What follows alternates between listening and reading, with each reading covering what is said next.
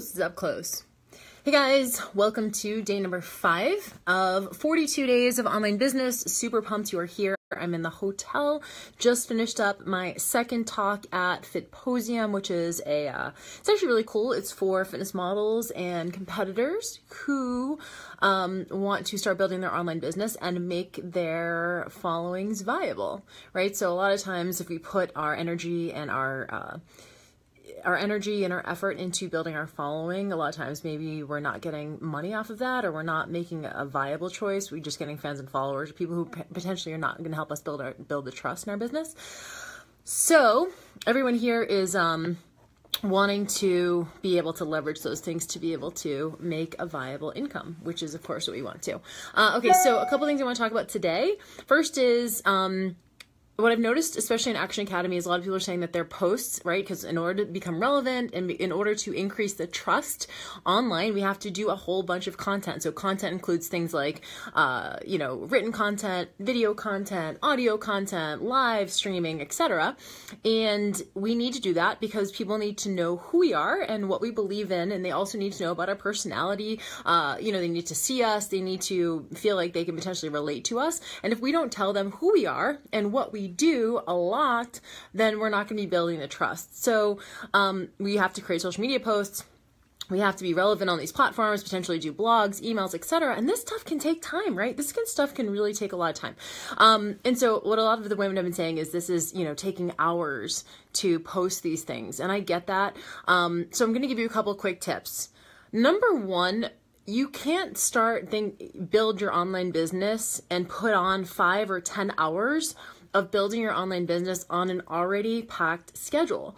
So I know it's kind of hard because we have a lot of things that are kind of non-negotiable. We have kids, we have a full-time job, we have all this kind of stuff. But you first of all need to start by auditing your time. So if you're going to spend 5 to 10 hours now on something brand new, and you're going to add that to an already packed schedule, we have to figure out a way to cut out the things, there's a kind of a law of trade-offs, right? We have to figure out, okay, maybe I'm not going to be watching television for a couple hours every night. Maybe I'm going to have to get up a little bit earlier. Maybe I'll take a Sunday and go to a coffee shop. What are ways in which you can audit your time and figure out times where you can block time off for like an hour to do this stuff, and you have to kind of look critically and really audit your schedule to figure this stuff out. You can't just add a whole bunch of stuff or else you're not going to be able to continue doing it. So auditing your time is number one. It does get faster. It does get easier the more you start to find your voice. And it's kind of like a chicken and egg scenario, like which comes first.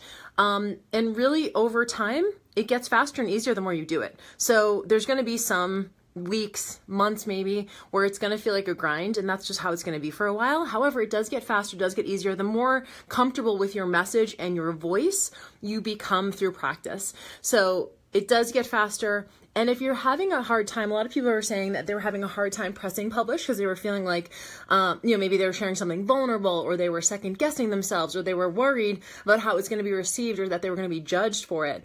What they were posting, they were wondering what people were thinking of them. They wondered if people were going to criticize them. And so my advice to that is to have the full experience. You guys know that that's my thing. If you're worried about a post, that's the one you need to press publish on the most.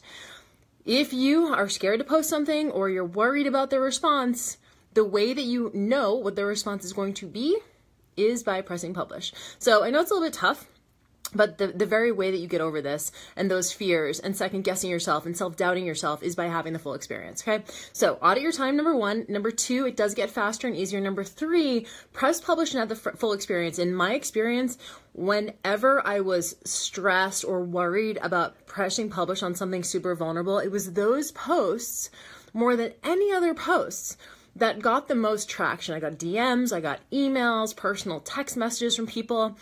They're probably not going to maybe comment on something publicly, because remember, we have to remember how people share and interact with posts. If they comment on something publicly, it's like them copying to it, right? But if you share something vulnerable about you, chances are and they resonate with it, they're going to send you a DM. They're going to send you an email. They're going to text you. They're going to stop you at the grocery store when they see you. And that's the kind of stuff that we really want. The next thing I want to do is give you a couple of actual quick tips to make this stuff easier. These are ways that I publish posts when I was first getting started, because sometimes I just didn't know what to write. I didn't have ideas. I didn't have fast ideas. So number one is do Q&As. So I call this the grocery store scenario. Grocery store scenario is someone who you know stops you at the grocery store, knows you do fitness, knows you know about nutrition. What are they asking you? They're like, oh my God, you know, I've been so stressed at work. I've been overeating sweets because of my stress.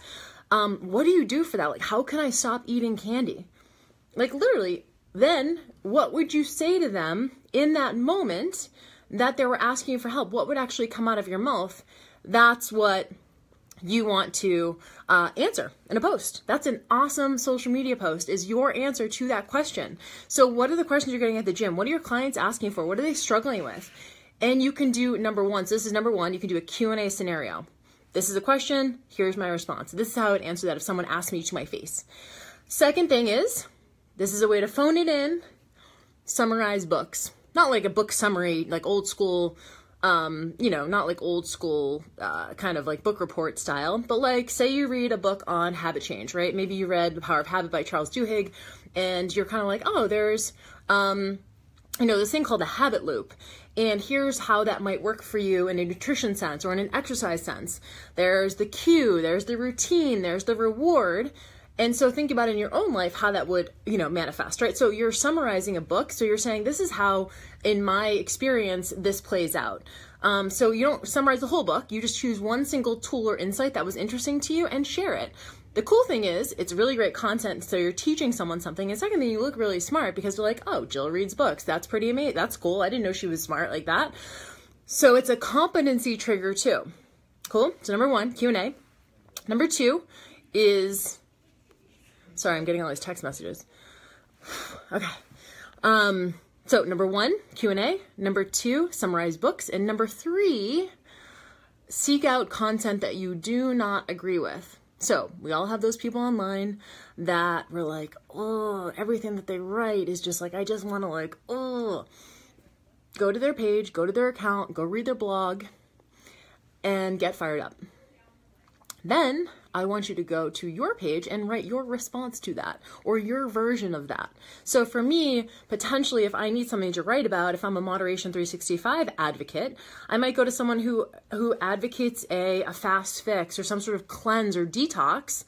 And I'm going to look at their stuff and be like, wow, that's so weird that they think blah, blah, blah. And then I'm going to answer. I'm going to write my own answer. I'm not going to call them out. But it's a way to get fired up so that you feel like you have a rebuttal to share with your audience.